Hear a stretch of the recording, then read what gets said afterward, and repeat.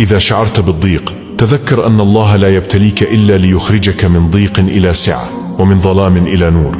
فقد يراك تتألم لكنه يعلم أنك ستصبر، وقد يراك تبكي لكنه يعلم أن قلبك سيطمئن بذكره. أحيانا لا نفهم الحكمة وراء الألم، لكننا نؤمن بأن الله لا يخذل من لجأ إليه، ولا يثقل نفسا إلا بقدر ما تستطيع تحمله.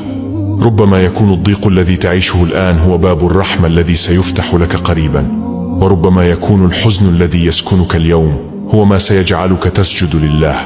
فما خذلك الله يوما، وما نسيك، وما تركك وحدك.